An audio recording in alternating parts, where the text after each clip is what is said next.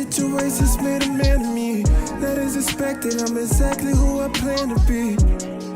I looked my mama in the eyes and told her we gon' make it. How could I go anyway but her? Now I'm sitting at your grave, reminiscing all the time that I wasted. I can't make it up. All right, what's good, everybody? Welcome to the L.U.V podcast. You have your host here, L.U.V Jones. And it's your boy Drake. And today we got a very special guest. We got Jordyn Weaver, aka Jordyn the GOAT. How you doing? I'm great. Thanks for having me. No problem at all. Glad to definitely have you on board. So for the viewers who may not know you at home, why don't you give an introduction to who you are? Yeah, so I am an HBCU grad. I met Mike at Central. That was really like the start of my Eagle Pride. My entrepreneurial journey, just going to Durham, being in school in Durham, you kind of like really around a lot of Black excellence, Black Wall Street was formed there. So I really just started to tap into just Black wealth and just really wanting to, have an impact with entrepreneurship. So that's really where I got my start. I started a company in college called the Black Market Company, which is pretty much like a marketplace for Black-owned businesses. And since then, kind of really just expounded upon that. Recently, just got my master's in innovation entrepreneurship. And I went to really just go and just learn more about starting a business, and not even just a business, but like a high growth, high scalable company, like these big tech companies like an Instagram or, Facebook, Clubhouse. So I wanted to learn what it's like to kind of create something like that. So decided to go back to school for that. That was a great experience. I recently got involved in venture capital, which is really just investing in different companies. And that's some things that I want to do later on, and actually kind of already started. But really just, that's my passion, just to really economically empower the Black community through investments, entrepreneurship, innovation. So that's a little bit about me. Well, I want to say congratulations on getting your master's. That's huge. Yes. And for you to already have an entrepreneur mindset, and for you to go back to school and to just, just expound on that knowledge, like that's amazing. Like, salute to you for that. And right. So what exactly is like innovative? You say innovation, entrepreneurship? Yeah. So it's not really a very popular major. I know a lot of schools, they have like majors and minors in entrepreneurship, but not a lot of business schools have like a master's in it. So pretty much the goal is really just to teach you how to like start and scale your own company, whatever that might be. A lot of people have like a technology focus. And that's also what helped me to transform the Black market to more technology driven, global aspect of it. So they kind of just teach you how to be more innovative instead of like I mentioned with the Black Market Company, it was solely just a marketplace, just buying and selling. And now, I transitioned that to Forefront, which is what I'm working on now. Same vision, same motive, but it's more technology involved with it. There's a lot of things that can separate Forefront from a lot of other marketplaces that might focus on Black-owned businesses. So it's really just, bringing a new approach, it doesn't necessarily always have to be technology, but just the world that we're in, technology is, the leader of innovation. So yeah, that's pretty much what that was. So transitioning to from Black Market Company to Forefront ATL, what are some similarities and some differences between the two? So the similarities is really just the drive behind it, or the motive behind it. So with the Black Market Company, the goal was to really just make it easier for anybody to find Black-owned businesses, to support them and help them to grow and reach the forefront. But really, the biggest difference is now, of course, I still want to start with a focus on Black-owned businesses, but I don't want that to, be where it ends. I want it to eventually, be able to reach different communities. I focus on other underrepresented brands and different communities. So the goal with Forefront is to really make it easy for anyone to support brands in the communities that they love, that also support the values that they care about.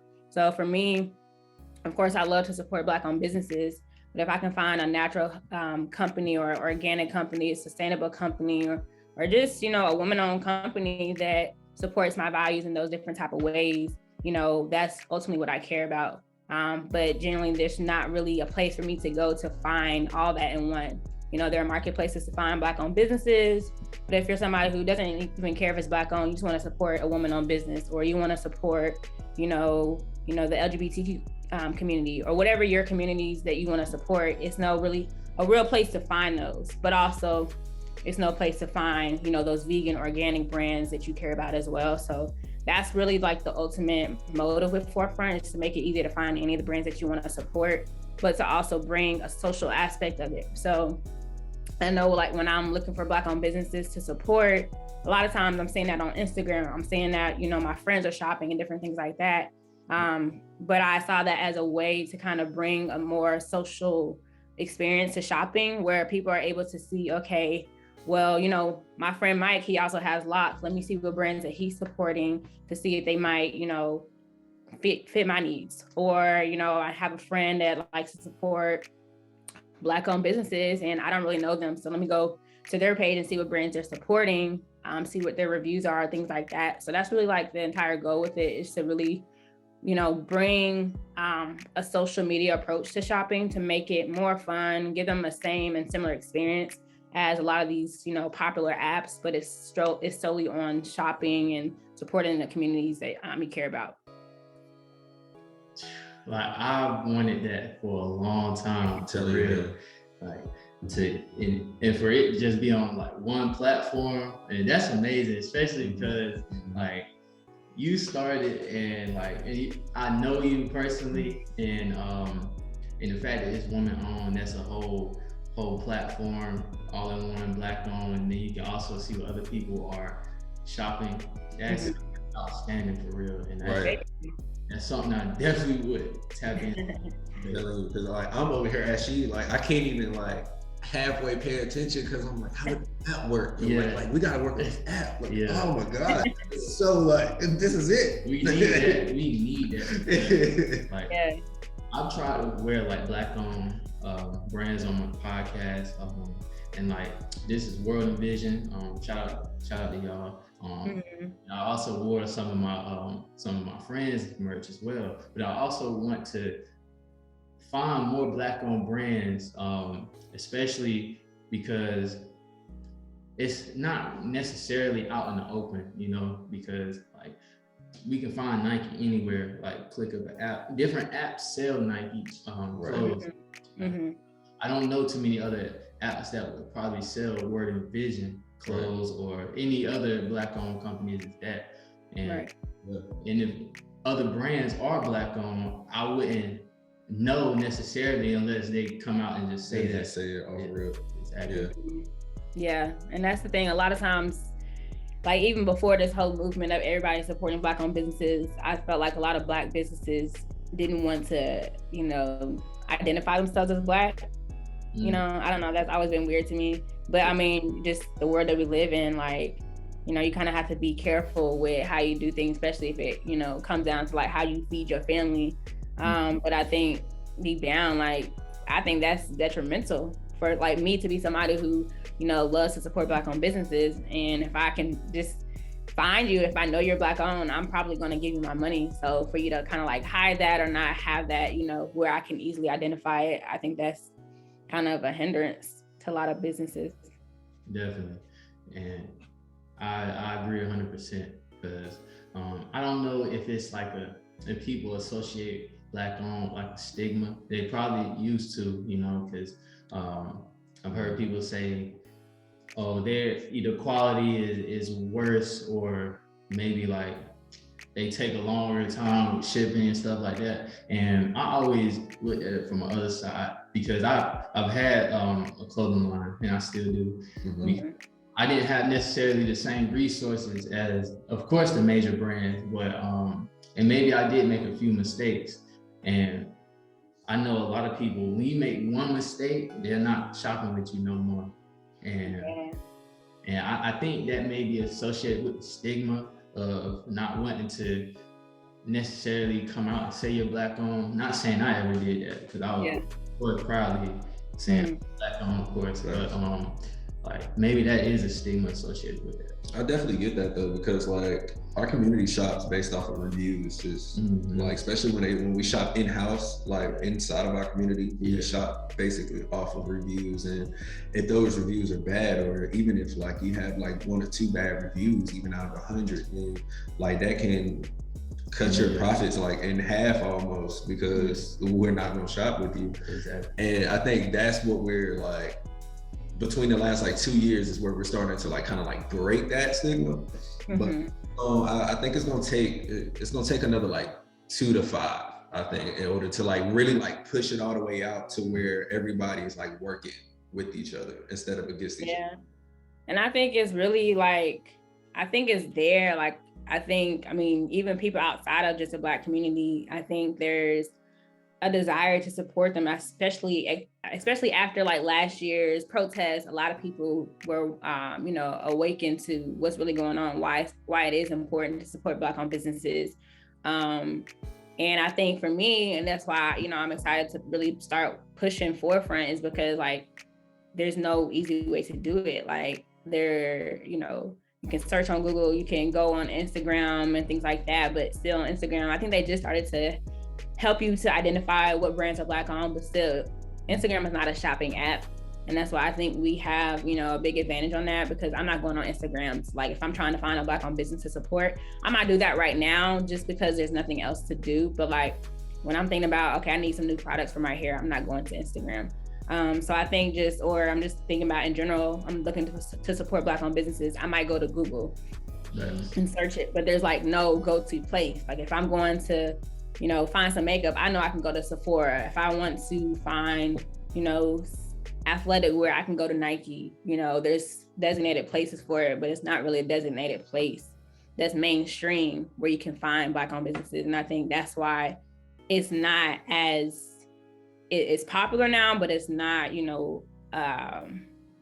a main focus for a lot of people because it's not easy, So that's one of the main reasons why with Forefront, like, you could tell us exactly what type of brands you're looking to support, even if it's not just Black-owned businesses, and we're able to like really show you where those businesses are.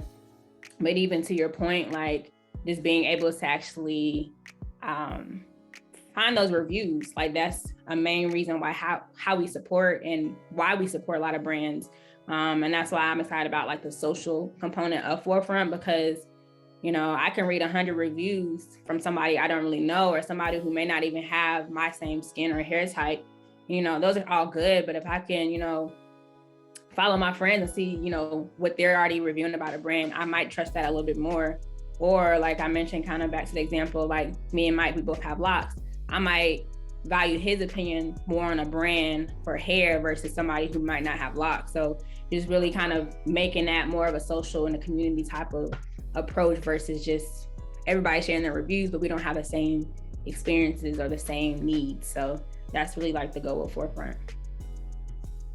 Wow, yeah, because like I said earlier, having that one-stop shop for Black-owned products is necessary. It's definitely necessary. Like the example you use, I might need to find some specific hair products for my type of hair, for our type of hair, because if we use another product, it might damage it, or it might not moisturize our hair the correct way, or etc. Like might dry it out. So I definitely want to give a special thank you to you, and I cannot see it. Right, flourish, for real. I'm rooting for that. We working on it. It's on the way. Yeah. And what are some resources that have helped you along the way, like from Black market company to now? I would say, like, especially right now, there are so many resources and opportunities and grants, just free money out there for specifically Black-owned businesses. Like I always say, right now is the time to be a Black business owner, because there's so many opportunities that are tailored to us specifically. So, now it's never been easier for me to go on Google, or just, I'm already kind of in different communities that are, presenting these opportunities. So it's so easy for me to find opportunities that can help me with my business. Most recently, I was in a pre-accelerator program with Techstars. And if you're not familiar with Techstars, they're like a big incubator, accelerator for like tech companies. So I don't know, have y'all heard of YC, Y Combinator? I haven't. So it's kind of like an accelerator that like Airbnb went through, Uber, Lyft, Instacart. So they're like pretty much just big programs that help you to like grow your business. They give you funding and investments to help you jumpstart. So I did YC and Techstars are like two of the top two, I guess I would say. I did the Techstars pre-accelerator, and that was an opportunity for me to really like work with top mentors, connect with investors, connect with other founders like myself that are creating these amazing companies, just to really like, you know, support each other and learn how to really take that next step to like execute my business. So I would say a lot of programs like that, just being in different communities that support, you know, what you're doing, especially moving to Atlanta. Like that was 100% a business move for me because, you know, really seeing what Atlanta is doing and how they're coming up with just all these tech companies, and like even Calendly, like that's been a Black owned unicorn company, you know, so that's my goal and I want to be surrounded by that. So, you know, that's really just what motivated me to move to Atlanta, to be around all of those resources. You said Calendly is a Black owned? Yeah, out of Atlanta. I didn't really know that until like a couple years ago, but yeah, it was founded by a Black man. So stuff like that, just those type of motivations, seeing people like that, like that's really my goal, is to one unicorn company where, you know, we have $1 billion valuation, we, you know, global, like everybody uses Calendly, you know, you were using Calendly, I don't think you knew that was Black owned. So, I mean, that's really like the goal, just to help, you know, more of us kind of create more of those apps. Like there's an app called Fanbase. I love to just name drop. That's another company that I'm actually, yeah, you should definitely check it out, especially like being, you know, podcasters and things like that. But Fanbase is just like Instagram, but it's more so it allows you to get compensated easily. So instead of somebody just liking your post, you know, you can post something, somebody can like it, but they can also like give you, they call it love. So y'all might really like it, but they call it love because, like, you know, instead of you just following somebody, you showing them love, you giving them support in that aspect. So they're doing some great things. It's actually founded by Isaac Hayes III. So, you know, it's just some dope movers and shakers that's also based out of Atlanta. And they're doing a crowdfund again, just like the how was it called? Popcom? Okay. So they're doing the, what is it called? A crowdfund on that same platform. So I'm actually thinking about investing in them as well, just because think about it, if you had the opportunity to invest in Instagram, like at a, you know, early stages, and then it blows up and you have shares in that company. So I believe that Fanbase is on its way to that as well. So like, I'm trying to get my money in that pot. So great opportunities, especially in Atlanta. Yeah, no, for real. Like, I feel like location is key, you know.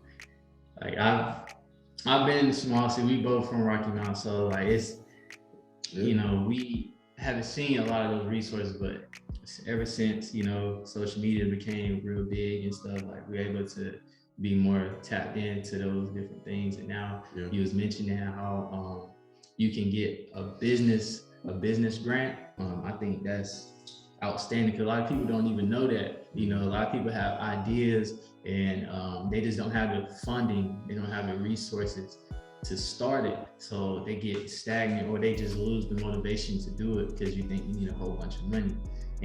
But if you can utilize somebody else's money to pay them back, and now you have even more money. Like, you done double your money that fast. Right. Yeah.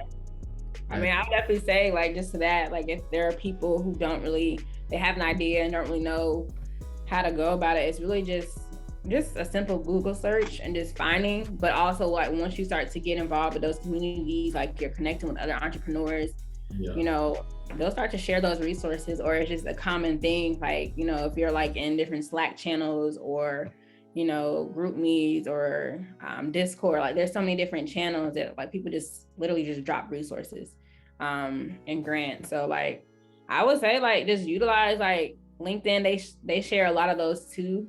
But like especially like with creators, I've been seeing a lot more. So like that's something like if you really want to start to really push more with your podcast or just get more funding for that, there are a lot of opportunities that's like supporting specifically Black founders. So I appreciate you telling me that, because I'm definitely gonna look into that, because for sure. Man, I got some huge plans for season 3. Yeah, got some huge plans for season 3. So season 3 gonna be, I'm gonna keep that tucked away. But I got it. Season 3. Yeah. But I know we talked about resources would help you, but what are some like roadblocks that you faced as well? I'd say one of my biggest roadblocks that I'm like, facing right now is like, one, just being a huge visionary. Like that can always, I'm not gonna say it's a blessing and a curse, but it's definitely has its pros and cons. Because sometimes I have a huge vision, but if it's like not a lot of people, on my team that can help to bring that to life, it kind of, sometimes you can lack that motivation, especially like me, working on a tech company and I don't have a tech background. I don't know how to code. I don't know how to do any of that. Yeah. That kind of has been a hindrance for me. Luckily there are like, going back to a previous question, just resources. There's so many different resources that you can kind of use to help you with that. But, that would be my biggest hindrance right now. My biggest hurdle that I'm like facing is just like not having somebody around to actually help build the technology right away. I actually was working with some students where I was getting my master's, and they kind of helped to like get the early stages of it. But now it's like, okay, let's move it so it can actually be used, and I can start to like push the apps more. So that'd be one of my biggest challenges or hurdles. Yeah.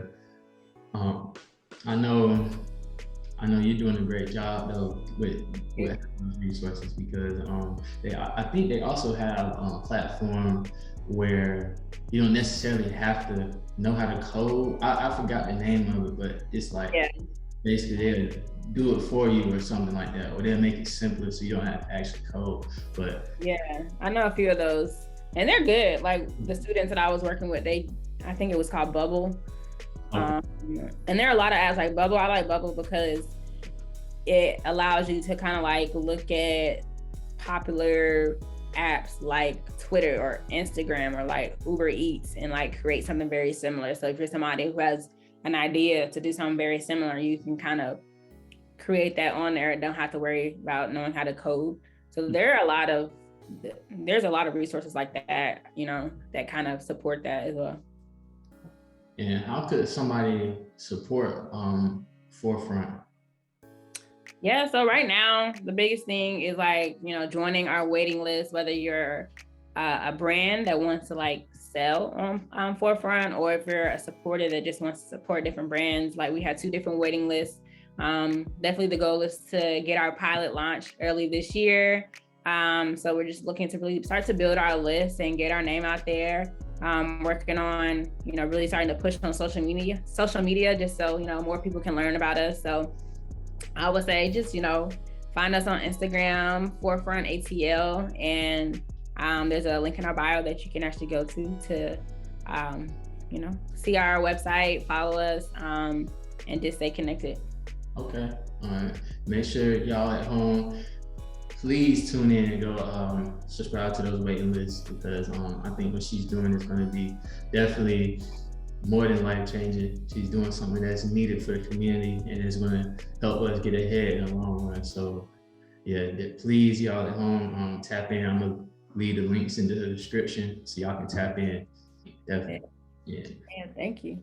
Well, so what are some changes someone could make now in order to like, basically, let me rephrase that. Do you think that in order for somebody that's pursuing your career, how would they go about it? Not necessarily your career, but like they want to start something similar, or maybe they experienced like lack of motivation, how do you think they can turn that around? That's a good question. I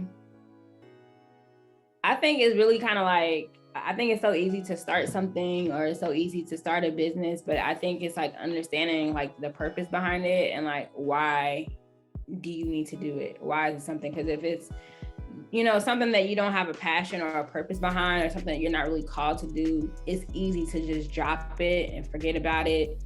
But like when it came to the Black Market Company and Forefront, like I see why it's needed, and I see why I'm called to do it and why I need to do it. So if there's ever a time where I lose motivation, that's something that kind of picks me up, just knowing like this is something I need to do. I'm not going to be able to like live my life knowing I didn't pursue this type of venture. So I think it's really just a matter of like attaching your purpose and your calling, you know, to what you're doing. If there's no purpose behind it, it's so easy to drop it. It's so easy to, you know, get discouraged and just forget about it. But I say if it's that easy to drop, it's not even worth working on, because it's like, what's the point if it's gonna just be, if you're gonna give up in just a, you know, couple of years. So just find something that you can really have that motivation. Like, you know, motivation is not always going to be there. So if you can find something that you're going to want to pursue, even when it's not the best of times, like that's when you know, like you're passionate. That's when you know your purpose is behind it.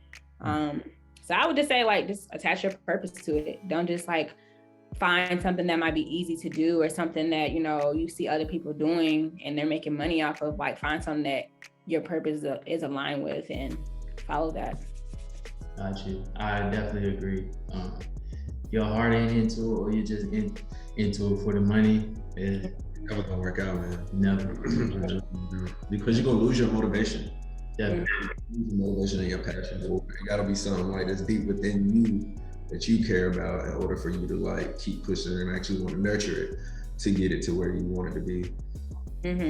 Yeah, I mean, there's times I haven't been motivated, you know, but like I said, there's always that guilt inside of me. Like if I don't pursue this, like one, what am I gonna do? But two, like, no, I've already, especially like when you are a visionary, you see everything kind of, you know, in the future sometimes. So it's like, why would I give up on that for, you know, this one bad day, or, you know, this one bad season?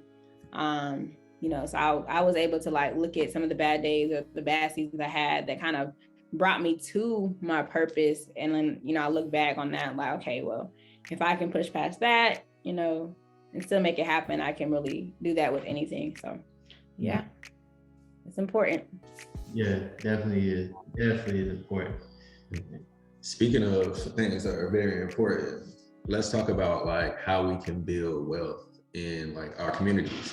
So what have been some ways, especially like moving to Atlanta, that you found that communities have been using in order to like springboard themselves? So I think like community, that's the main one, because like moving to Atlanta, like a lot of people move to Atlanta, like a lot of people move to LA, like to pursue something, like they see that is a great place. Not to say you have to be in those places to like be successful or to build something, but that's, you know, you hear a lot of people and their success stories moving to LA with $20 to the name, something like that. I see a lot of people coming to Atlanta with very similar stories. And I think a lot of times we identify that hustle, or, you know, I'm somebody who's also building something too. So if I see somebody else who's taking that risk, just in general, you know, we're gonna want to support each other. So I think just that community and that support alone is something that helps us all to like achieve the goals that we want to achieve. And that there's a lot of businesses that are doing something similar to what I'm doing in Atlanta. And it's not really like it's a competition. It's like we all have a main goal. We're going to see how we can support each other, because if one wins, we all win. So that's one thing that I've learned with being in Atlanta. Like a lot of people are quick to try to put you on to something because they understand, you know, that's what is needed. We don't really have a lot of powerful people in a lot of powerful places. You know, and Atlanta is a mecca of a lot of that. So it's like, if I can put you in a position to connect with this person that can help you, like, that's not going to take anything off of my plate. So I think overall, if we can all look at things from that lens, like we're just here to support everyone. And once everybody's winning, that's more chances for anybody else to win. So just having that mindset, like just put people on. If you have something that you learned, something that you checking out, like, share it with people. Absolutely. Absolutely. Speaking of sharing, like, I found that a lot of people in the creative space specifically and tech love to like kind of hold on to certain like pieces of information until they can get to where they get to. And then once they get to where they get to, then they like start like trickling down like information to people. I don't think that's the best way to go about it. Like you said, I think it's better to like, while you're doing it, you shouldn't feel like your position is like on the line when you give information to other people. Like, if you're doing what you're supposed to do, that's yours. It's always going to be yours. So you should just feel comfortable being able to like help your brothers and sisters in the community, like push themselves to get better, to get to where you are. Yeah, I agree. I think that's definitely the way to look at it. I mean, there's so many just different people. A lot of people, they're not as secure with what they're doing. So sometimes, they just don't like to share those things. But I mean, I don't even feel right doing that. Like, I feel a lot better when I'm able to position somebody. So like, that's just how I feel. You always feel a lot better, and then it's always going to come back. So it's like, why not, share what I know? I want somebody to share what I know. You know what I'm saying? So I want to, especially if we're doing it for the reasons that we say we're doing it. Like, I mean, I come across a lot of people. I don't want to say a lot of people, but some people who might push, I want to support Black businesses. I want, to see Black founders, Black entrepreneurs win.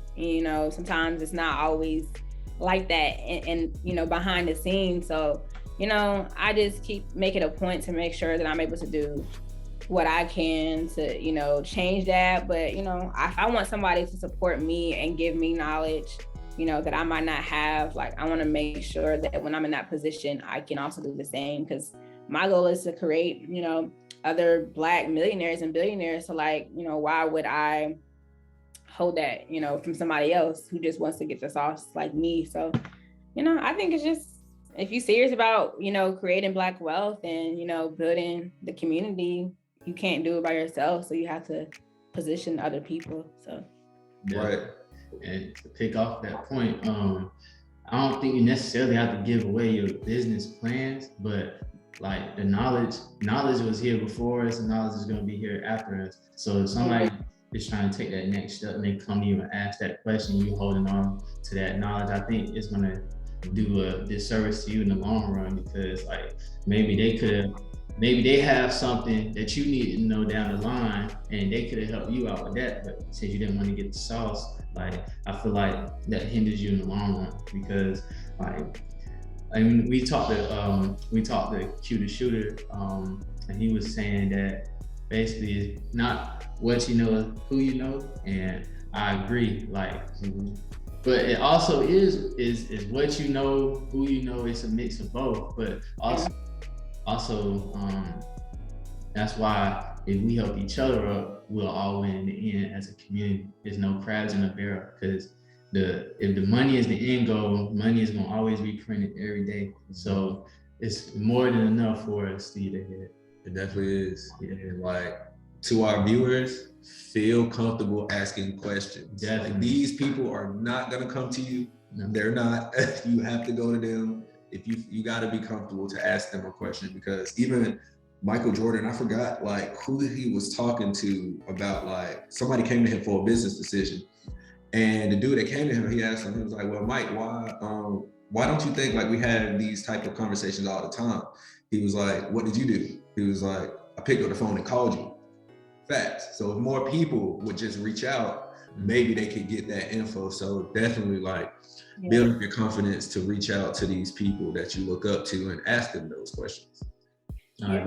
One thing that I've learned, like being in this space, is just like, it's important to ask for things. Like, closed mouths don't get fed, but it's also important to like recognize your own value and like what you can also bring to the table, because everybody's busy, everybody's working on their own thing, their own vision, so for somebody to take time to share their knowledge, not always like it has to be tick for tack, but you really should start start to ask, you know, how can I support you first before I even ask you, like, how can you support me? Because at the end of the day, like, that's what people are always thinking about. Like, how can, not even necessarily like in an evil way, but like, what can you do for me? You know what I'm saying? Like, that's everybody's mindset deep down. Like, you know, what can this person do for me? So even if it's like, a lot of times I don't even know what that person can do for me. So I know it's somebody that's, you know, doing successful things, doing great things, they're well connected. Let me just go see how I can support, you know, this person, right? So one prime example was right when I first moved to Atlanta, I was working at a VC firm interning. It was actually in Colorado, but I had first moved to Atlanta, and one of the investors there put me on to an investor here in Atlanta. And that opened up a lot of doors for me, really because I just asked her, how can I support her? How can I help her? Right. So, you know, I was helping her with some different events. She actually ended up having me as a panel on one of those events that she had. And from there, it was actually sponsored by Silicon Valley Bank.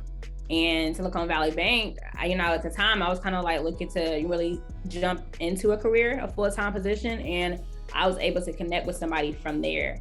And from there, I actually just got offered a position with that bank. And I know that's going to really put me in different positions for what I'm working on with my company, help me to connect and build my network. So that's a prime example of why it's always important to not only just think about how you can gain something, but how somebody else can gain something. Because, you know, if it's done correctly and if it's done genuinely, you're always going to win. So, you know, that's a prime example. Just, you know, always think about not always what you can gain, but what you can give to somebody else too. Exactly. That's a great mindset to have whenever you're coming up with somebody. Don't just do it because you want something in return. Do it because you genuinely want to, you know what I'm saying? Because not all the time you're gonna get something in return, and that shouldn't deter you away from doing something, you know? Exactly. As you know, this is our favorite part of the podcast. So this is called the Fast Five. Excuse me, the Fast Five. Okay. The Fast Five. So we're gonna ask you 5 deep questions, 5 rapid fire questions. You have a minute to answer those. So, okay. Yeah. You ready? You got the time? Yes, sir. Wait, y'all gonna time me, so y'all gonna cut me off? Or yeah. You said I got 5 minutes to answer all of them? You got 5 questions, and you got, we're gonna ask you 5 questions. You have a minute to answer. Yeah. If you go over, we ain't gonna. Okay, I got you. Okay. Yeah. Just let me know when I'm at that 1 minute though, because I might go on. If you could choose one album to take to an island, what would it be?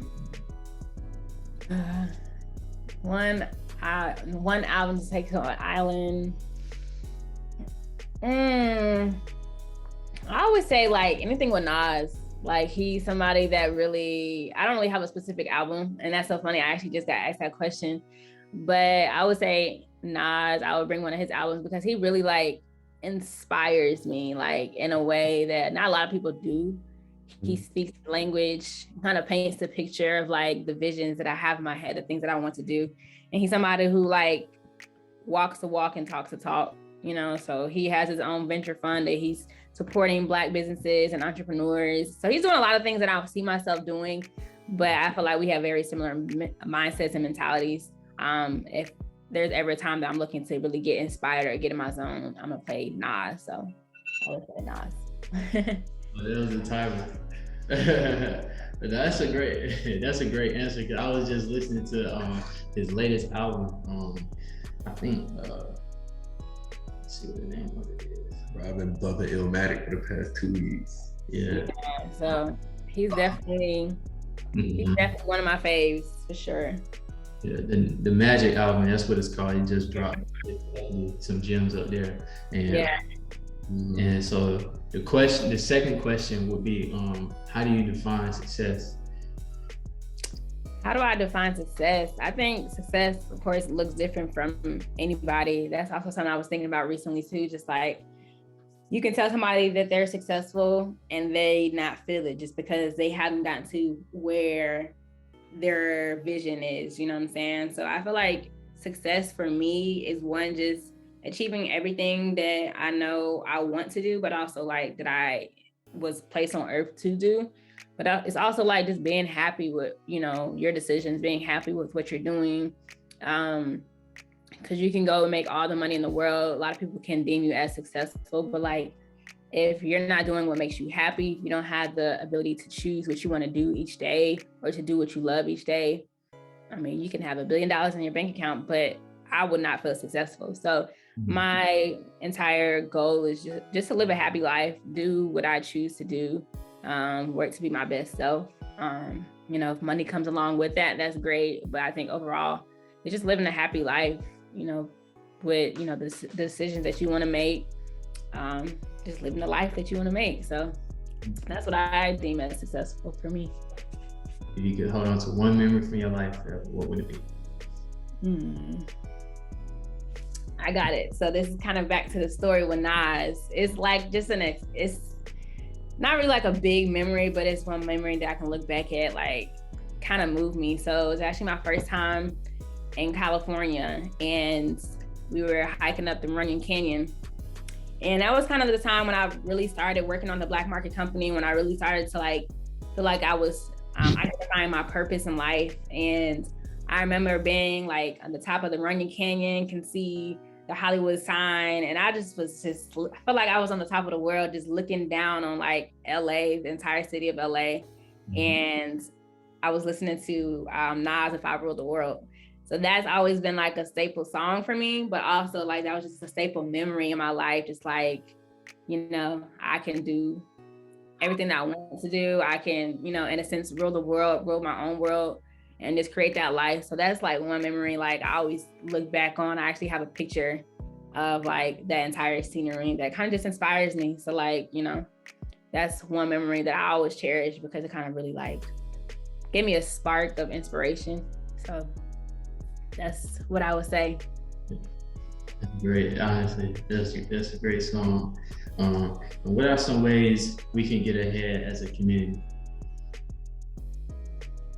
I would say like really just find something that you're passionate about, that you're, you know, that you can do, not even for yourself, but how you can serve others, and like really learn the skill.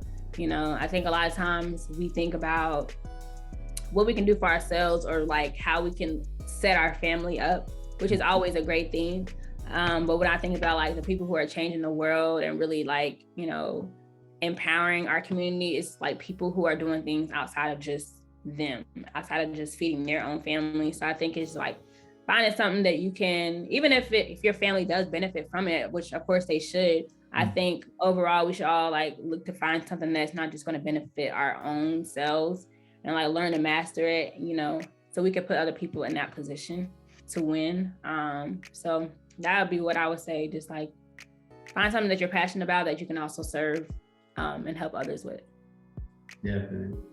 And what is one question that you wish I had asked you, and how would you answer that? Oh, that's a good question. One question, I would say maybe like my vision, like with forefront, like what I really kind of see it as one day. So how I would answer it is like I really see it being as popular as like an Instagram or a TikTok, that really just makes it easier for anybody to support Black-owned businesses, anybody to support anything, honestly, any type of a brand.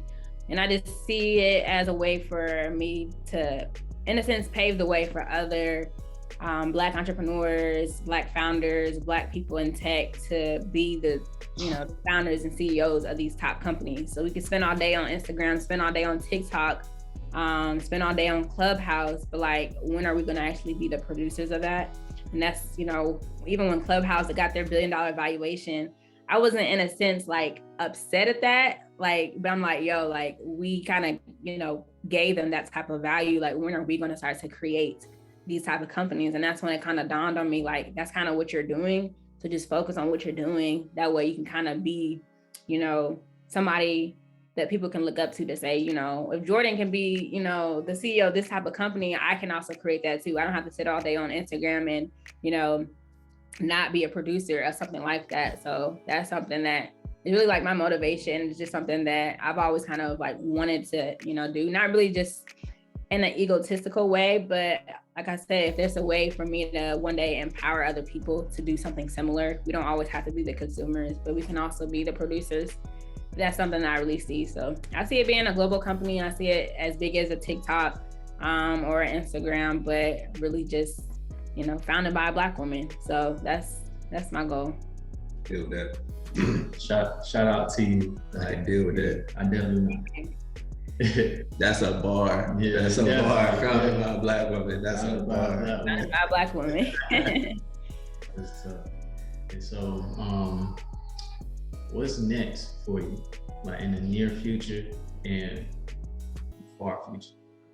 So near future, as I mentioned, I just got a new position with Silicon Valley Bank, and I'm really excited about that because it's very much a strategic move with that. I'm able to do the things that I love to do, supporting the Black community, supporting Black founders, and helping them to get to that point, like I said, of, you know, being the Black CEOs and the founders of these big, huge tech companies.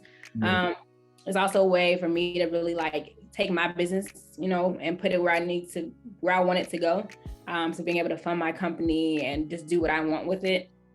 So that's what really is next for me. Just, I'm in the stage of learning and really just looking to execute. So we're planning on launching our pilot very soon, which is an opportunity for people to kind of get a feel for what Forefront is really going to be. So that's coming up. And I'm also really, I have it on my vision board that I really want to like raise a fund or a crowd fund or get some type of investments to really like jumpstart for Forefront. So I'm really looking into doing a crowd fund.